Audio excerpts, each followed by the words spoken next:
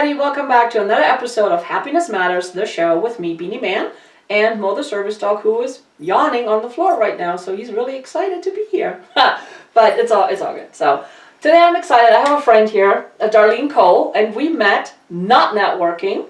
Fun fact. We actually met at Angel Tussie's event in Arizona. And then a week later, we run into each other again at a speaker boot camp in Denver. That's right. Which is like... Amazing. There's no coincidences, guys. But you know that because I talk about that all the time. So, and I just loved...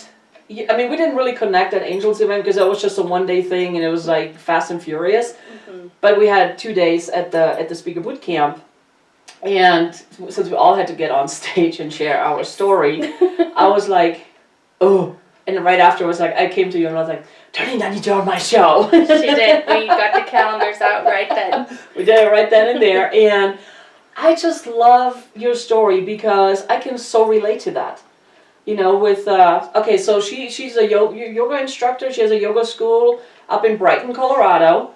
But it's not your typical yoga anything, really. And that's really what connected with me, because I cannot keep balance, and I know yoga would be good for me. But I have this thing in the back of my head that, well, I can't do those poses, so I'm not going. You see what I mean? Yes.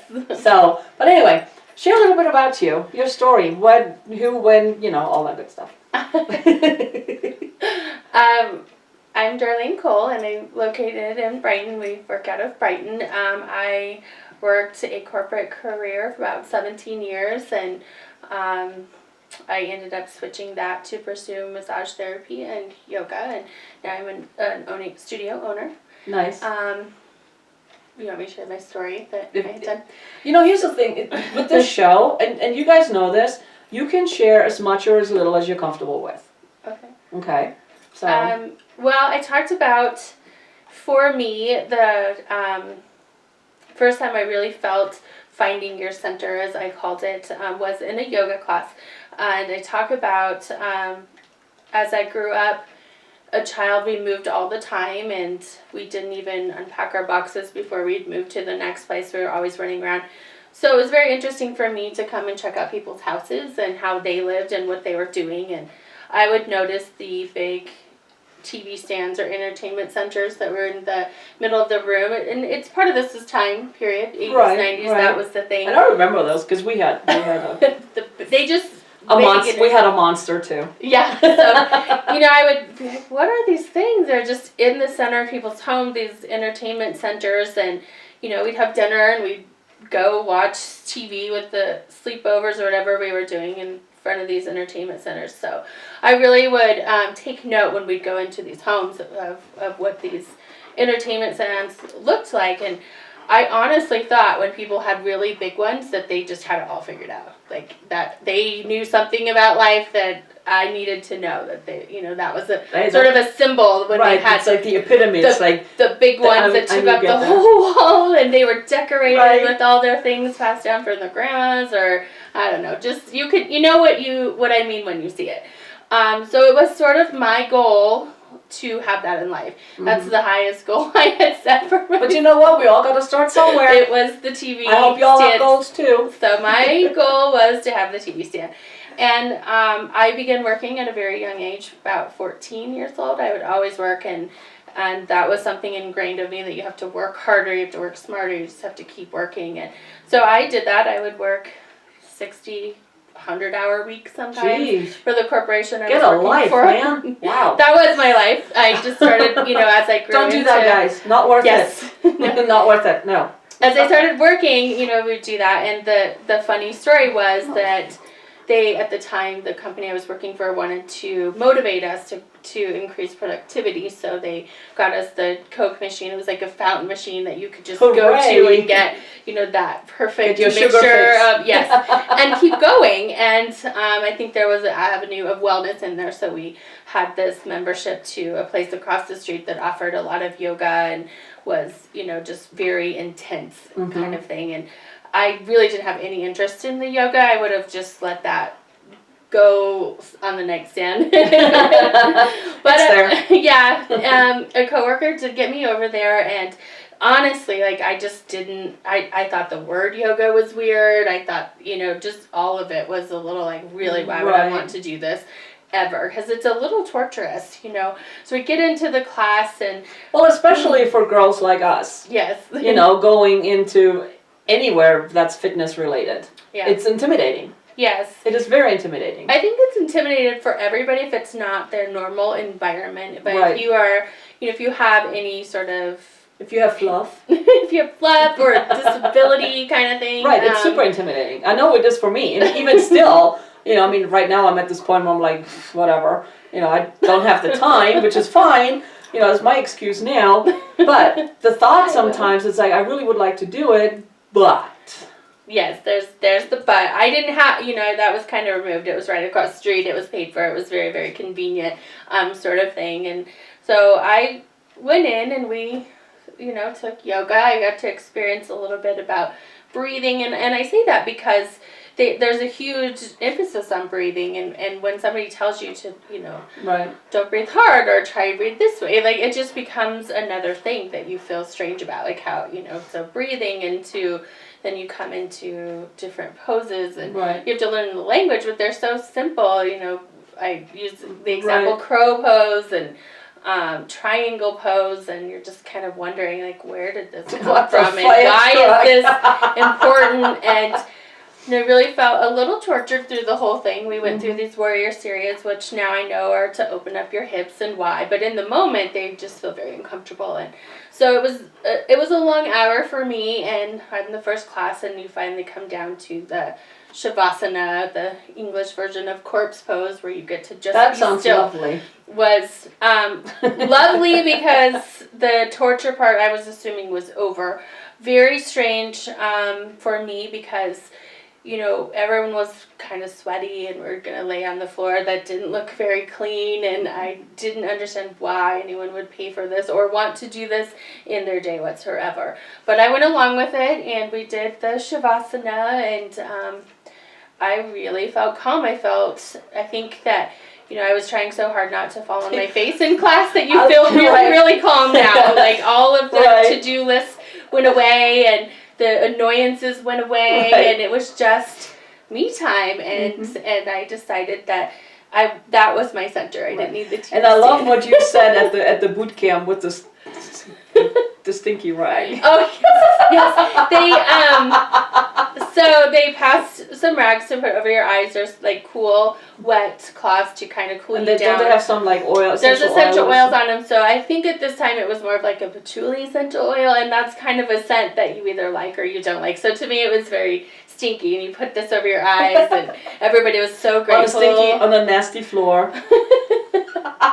Yeah, so the dirty floor, the rag on the face, the sweaty strangers, and I literally could fall asleep right there, and it was pretty amazing, that to let down a to-do list when you're used to working really hard, and I was looking more at like a physical thing too, it was something, it's sort of when we do, like you said, when I had time, but for me it was, well, when I get the house, and then when I get the TV stand, and when I get, it's always going to be a when, the new dishes or the new car, and so if I had stayed on that path, I'd still be working 100 hours a week, still be chasing some sort of something, I don't know if it's TV stand. The next TV stand, or we don't even use those now. I know. Now we're going backwards into well, now the stands are getting smaller and the TVs are getting bigger. So it's just a funny story. So after a couple years of that, I decided to let the career go because I was kind of chasing more of that feeling and realized the environment that I was in was never going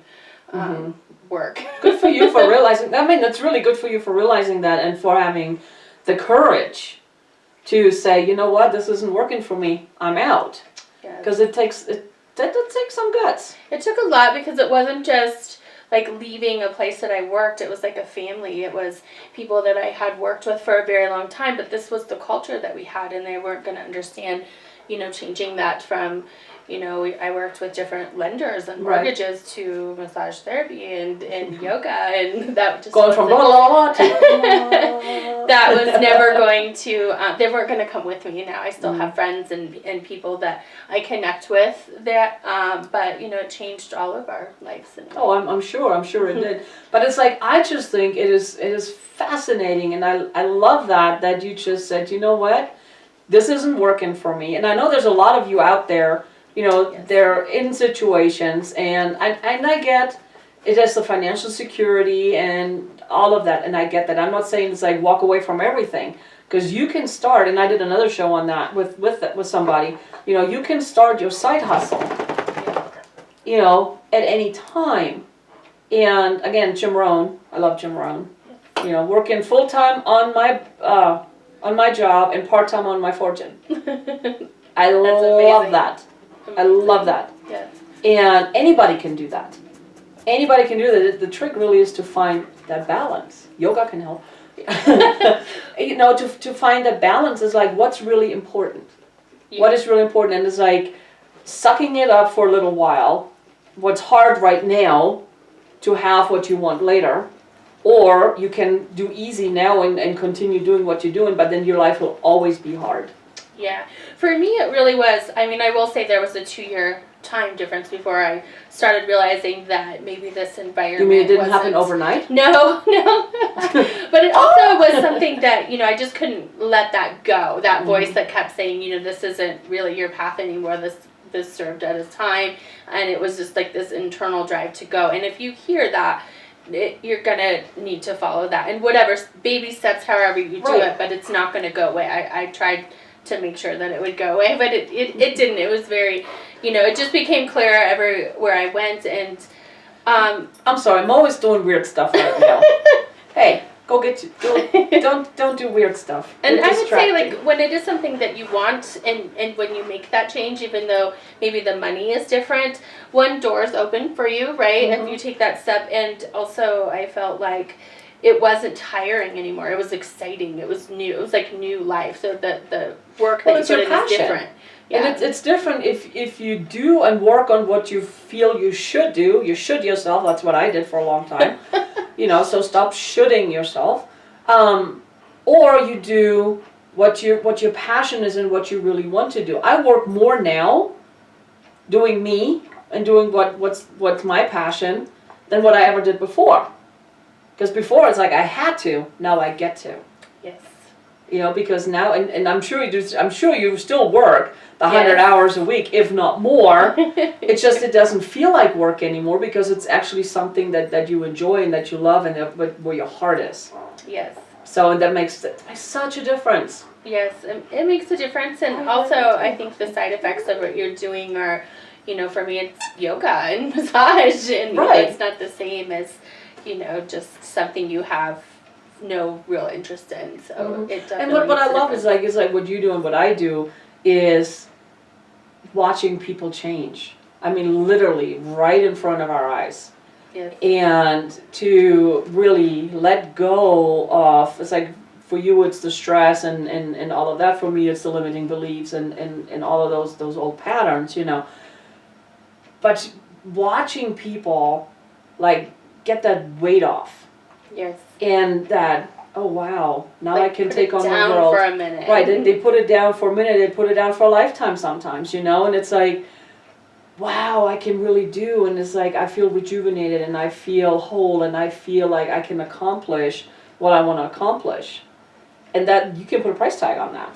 No, it's pretty amazing. I mean, basically I like to share that experience when people realize that they can, operate from a different place that's not overthinking and to-do lists or Just let go. reactions kind of Right. stuff. And to where now we have ladies that come in where their husbands are just forcing, when you come, because they can tell the Shoot. difference of when they haven't come. So why are the husbands going to? Well, that one's a little Husbands. harder, but Well, I mean, you can do yoga is it not too. just for women, and I know there's this stigma attached to it too, big time. At least it's here, like- I think in the States. I think Yeah. probably more so here than anywhere, but I would say maybe the whole Western Yeah. civilization, but it's really for everybody, and everybody can benefit because we are sensual beings. It doesn't matter if it's male or female. It's just the label that was attached. You know, we are spiritual beings, all of us, male, female, it doesn't matter. Yeah. You know, and it's like we all can benefit from that centering ourselves, from really calming the mind, because once we calm the mind and we get all the chatter out, now we get real answers. Yes. And I find sometimes you do have to calm the body to calm the mind, which is why I talked with you before, adding a little bit of the movement. And it could be in a chair if that's all you have, like if you're, sneaking in at your desk or in the car before your kids get in, whatever it is, like some sort of movement, stretching, like that will, sometimes that's how you get to the calm in the mind. So, but starting to...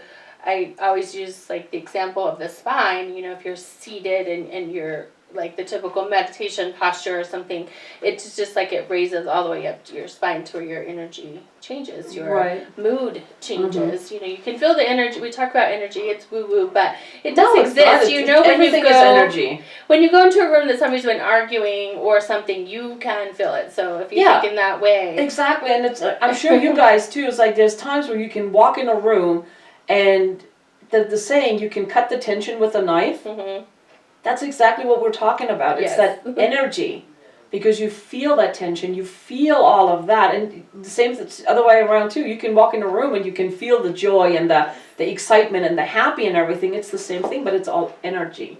And it's very happy here for you that aren't here to feel it. Thanks. It's very healing, happy energy, and I think that for myself... Happy. Matters.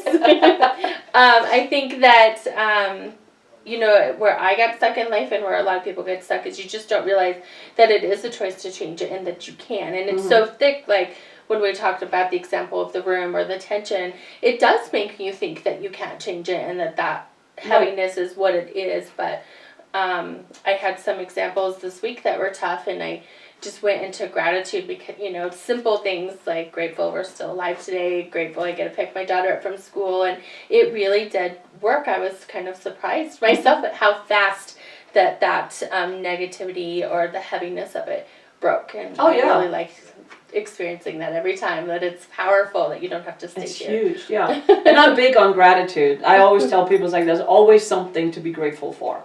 The good, the bad, the ugly, the indifferent, it doesn't matter. There's always something to be grateful for. And sometimes it's just a lesson in what not to do. Yes. But hold on to that if you have to. It's like there's always something. And what that does is like, it makes you focus on the positive, which raises your vibration, which raises your mood, which raises everything. Yeah. So. I there might be a way for you to pick some other choice or emotion than gratitude, but that is the easier one to work with, because it's hard to lie like I feel happy right now if you don't. So when you practice maybe the gratitude or even just being still for a minute, then it changes in the really and helpful. it's like too with the gratitude thing, and you can pick anything. Okay, you can pick a slice of bread pops into my head right now, I don't know why. So be grateful for that slice of bread, and then you're grateful for the people that produced that. You're grateful for the people that built the factory. You're grateful for the people that planted the seeds and harvested, and it's like, and it just keeps on going. You don't have to just be grateful for that one slice of bread. Yeah. Be grateful for everything that goes into it. Same with the car, with the chair you're sitting on. It doesn't matter. But find something, and you can just focus on that in that moment and build on that. Mo is really happy. He has a candy corn squeaky toy that he just ran in here with. But there's always something. I know. He's a crazy dog. Well, and you just forget what it was, and you can operate from a better place of being, which I think happy candy corn. So, but the other thing too I want to get back to, and you touched on that briefly earlier, is with the breathing. Which is huge, and I get that, because for us breathing, we don't even think about it. Right. So we're breathing, and for most of us, our breathing, we're breathing, but it's not the right kind of breathing. It's the breathing to keep us alive. Yeah. But there's a breathing to keep you alive, which runs on your subconscious, and it just keeps on going because it's just one of the main functions that you need to live. And then there's the deeper breathing that's used in meditation and in yoga. And that's really where the magic happens. I believe. I think it actually all comes down to the breathing. It's just really hard. It shouldn't be so hard, but that's always like the last piece that you kind of can get. Because and it's get an into. automatic thing, because it happens, and we don't even have to think about it. Yeah, and even when I'm doing body work with people, I'll ask them to take a deep breath because I can literally like move the tissue, around when they're inhaling or exhaling, and you kind of have to work with that because what people even know as a deep breath or a breath is, or Yeah. in and out to like a 4 count is pretty amazing. The difference that it can do. It's really calming. There's lots of different breathing techniques out there, but I would just say don't make anything hard. Just No. do No, what real you quick, can. do you have a quick one that anybody can do at any time that you can share? We always go to just breathing into a 4 count, like it's don't make it hurt, but just take a 4 counts and you're breathing in.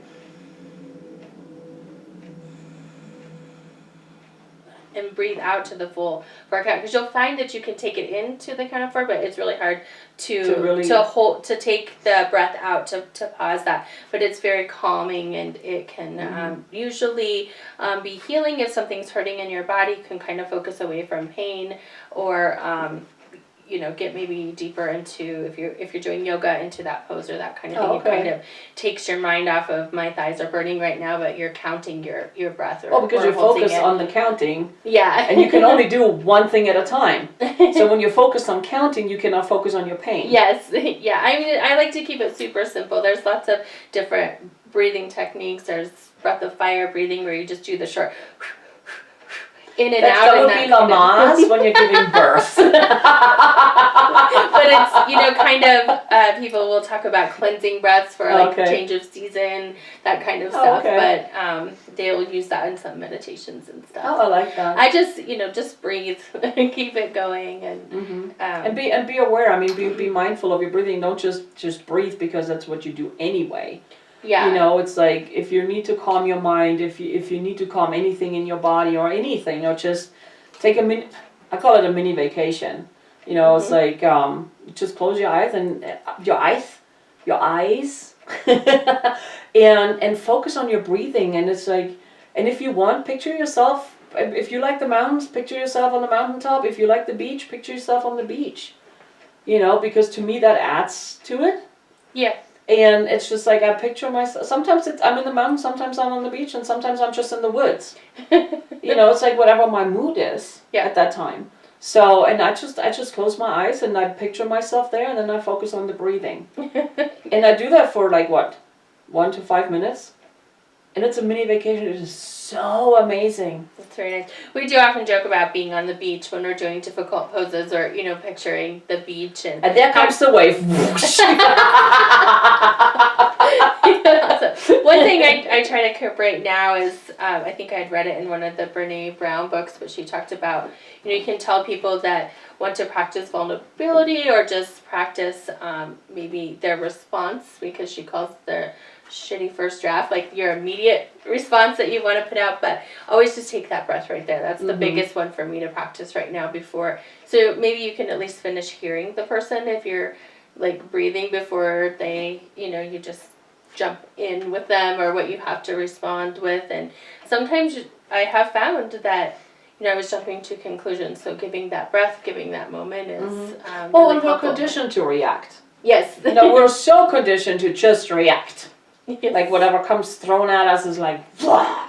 We launch at it and we react in that very moment. And then right after, most of the time, we regret it. Yeah, so And that it's pause. pause, take a breath, hear the other person out. Don't listen to response, not response. Don't listen to respond. Okay, let the other person talk.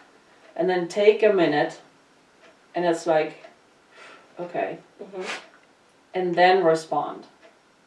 And I appreciate that when I see other people do it. In return, you can tell that, this is going to go much better when you see that. Oh, yeah. Absolutely, pause. because everybody has that second, because chances are you're not reacting right away. Makes the other person go like, whoa. Yeah. And they may not react back to you right away. But here's the thing, too. If you practice that and you keep doing that, even in the same conversation, You know, the other person may not catch on to it, but you are. And you are in control of you. You cannot control the other person. Not ever. Nothing. But you can control you. You can control your emotions. You can control your feelings. You control what you say. You control what you think. You control all of that in this very moment. And you have all the power. That's huge. And once I realized that, I was like, that is so cool. Well, because it's cool and it's, I know it sounds cliche, but it's empowering. Yes. It is so empowering and it puts you in charge. Because you are in charge of you. Yes. I think, it's something that definitely needs practice. It's very, it's even just one time may lead to the second time, but you do have to, it's a practice. And any time that I don't take that, it really does. It feels like the emotions took over and it's not you. And it is so much better to be proud of you and your responses to things. And I really am enjoying this process, especially having a child. You know that these are child things and you don't want to get into like a 3-year-old tantrum because but you know what? You really easily could get pulled in if you don't. Because we have our own, and the other thing too is like we come from our own frustrations and feelings and emotions when we respond to something or somebody. It's whatever is within us, whatever's in our cup will spill out when the cup gets bumped. It's that simple. And it doesn't matter who bumps you and how they bump you. It all matters what's inside of you. It's very interesting, yes. See? That person may not even deserve it. Exactly. And a lot of times they don't. Plus, and sometimes it's like you need to understand, it's like have that compassion, understand it's like, whoa, I know this isn't me. I usually take a quick inventory when somebody comes lashing at me. It's like, okay, did I say something? Did I do something? What's going on inside of me right now that attracted that to me? Because we attract everything. On some level, still consciously, subconsciously, we attract everything in our life. The good, the bad, the ugly, the indifferent. That's a scary thought. It is. And it's most people are like, well, I did not, da-da-da. And I said, well, I didn't that either, but at some level I did. And then looking back, once I analyze it, it's like, what's the lesson here? I look for the lesson. And then it's like, that's why that came into my life. So, but understanding that, and then you can take that quick inventory of yourself. Now you can look at the other person with compassion and kindness, and you're like, you know what? What's going on? You come from this point, it's like, what's going on with you right now? Is there something I can do for you? Which takes, because it has nothing to do with you. Yeah, disarming and... Right. But how you, I know. Just back to sleeping. He goes from like, to done. But no, but understanding that, now you can have a conversation with the other person. And it's like, for me, I don't find all that confrontation anymore like I used to. Oh, really? Because I now have that understanding. And I take the images like my husband and I, we had a rough patch a few years ago. And I was like, good, all of these things. And then a friend of mine looked at me and she told me exactly that. It's like, so what's going on inside of you? You know that he is, and this is what I learned. And it's not just my husband with me, but it's like with anybody we see, they're our shadow selves. I know, right? Your spouse is the shadow? Anybody you meet. Anybody you meet. And it's like, and whatever irritates you in that other person is something that's going on inside of you. You just see it amplified in that other person. Does that make sense? I'm like, a lot of work to do. Well, yes. It's a lot of work, but it's like once you have that awareness, and now you do. Okay. Now you're like, oh. And then that's what I'm saying. It's like when I get in a situation, which doesn't happen often anymore. But every once in a while somebody's like, gets, just rattles the right stuff in me. And I take a quick inventory. It's like, what's going on in me? And sometimes, I tell you right now too, sometimes it's not you. Sometimes it really is the other person. It's just they need something from you at this point to help them past that. Wow. Right? Yeah. That's deep. Yeah. Like, it's stuff it's not an unfamiliar Right. You know, I have heard this before, but I haven't thought about it in a while. Or, you know, Mhm. it's so much easier to say it's their chewing of the cereal Well- that, you know, that's annoying you than something Exactly. inside of Exactly, but you, it's something inside, you know, and for me it's like, curses. But it's also so liberating at the same Yes. moment, or at the same time, you know, because it's like, because we are responsible for us. Yes. It's like, as much as we are conditioned to blame everybody and their mama on what's going on in our lives, no, it's all us. I think I was having the conversation earlier today that I just, because the holidays are coming, right, and it can kind of bring whatever same family stories you have, and I just said, I just don't want to be triggered by any of it. Like, it doesn't bother me necessarily, but it bothers me that somebody can trigger, you know, that they could, you know, whatever comment maybe set you up to being angry, or, you know, and so it does come back to you. I'm not sure what all that work is for me right now, but I Well, you can can- really you can- relate to that. Right, and you can become like a forensic scientist. Ask the why question. Keep asking why. Yeah. You know, and then listen to the answers. Like, you do the breathing and the meditation, and Yeah. you know, keep asking the question, why is this happening? Why am I feeling this way? You will get the answer. I guarantee you get the answer. You just have to listen, and that's the hard part. But you get the answer. Then you ask another why question, and you keep going. So you're peeling back the onion until you get to the core. And most of the time, it was something really minute that just like grew into this elephant. Yes, it always is. So right, and sometimes you just take a deep breath in, and you picture that whole anger and frustration. That's what I do sometimes. You know, it's like I breathe it all into one ball inside of me, and then I go, and I just blow it out. Let it go. Let it go. Don't stay there. Let it go. And how liberating is that? Then you can have the holidays with all the family members and actually enjoy them while we still have time, because that's Exactly. the thing. You want to enjoy everybody while Yeah, they're here. and you know, and sometimes you can just say, you know what? I love you. I don't like you right now. I need to be in the other room. And that's okay. That is okay. We're so worried to offend somebody. I'm offended by you being offended. Okay, I mean, really. But here's the thing. At the end of the day, it's about you. Your sanity, your well-being, your mindset, your everything. Because if you're not okay, nothing and nobody around you will be okay. That's true. Right? Often. Right? So, taking those moments every day, Yeah, whichever and sometimes way. just taking a deep breath, take all that anger, that frustration into one big ball and just blow it out. Visualize it. And sometimes you have to do it several times in a row. And that's okay too. Yes. But the key is really don't stay there, don't let it fester. You know, acknowledge it as like, yeah, this sucks. And then you move on. I mean, that's the best thing. And go back to the gratitudes if And you have to. Go if back you to the can. gratitudes, you know, do your breathing, do your yoga pose, do whatever it is for you to center you back to you. And that's really the key. So, and I love, so you're writing a book, aren't you? Yes, I'm writing a book. It should be out this year. I don't want to say next month, but this year, like 2019? Sorry, 2020. Oh, Next I got year. all excited. Yeah, to wait just a little bit longer, but it's going to be good. What's the title? I have two titles I'm playing around with, so I'm not going to tell you Okay. which one, but... Is one of the titles the one that came up at the Speaker Bootcamp? Yes.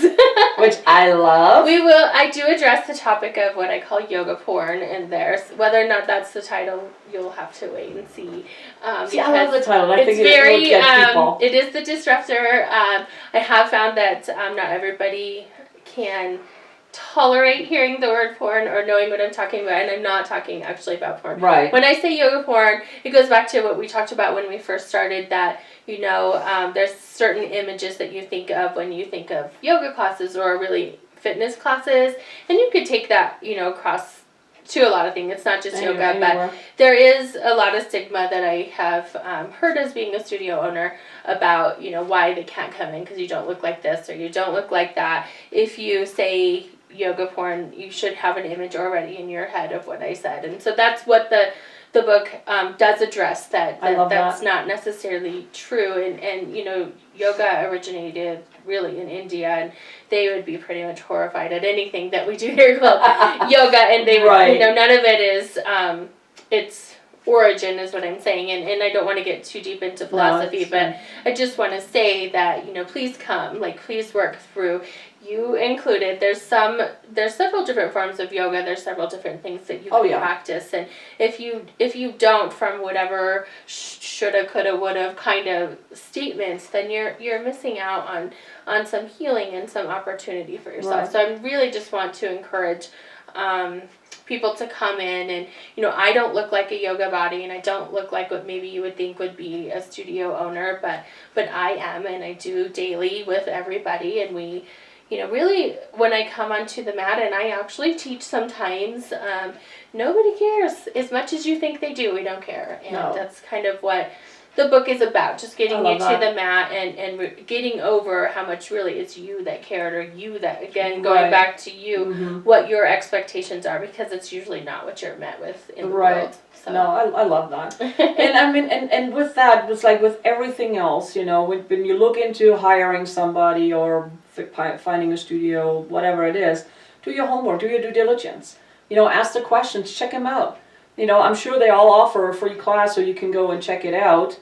Yeah. Or a very discounted class, so you can check it out. And if you get a good feel, maybe those are your people. If you don't get a good feel, well, they're definitely not your people. That's right. And it's just that simple. Yeah, and there's different ways to start. You could start at home. I don't always recommend it because it's always better to have the energy of the class around you, or maybe a little bit of guidance so you don't hurt your knee or that kind of thing. But you can, if that's what you need to do, start at home. Do whatever works for you. Some places offer privates before you sort of jump into a full classroom. So maybe you know what some terminology is, because that's probably really the harder part, is maybe knowing what some of the terminology is. When in Rome, do like the Romans, just follow the person in front of you.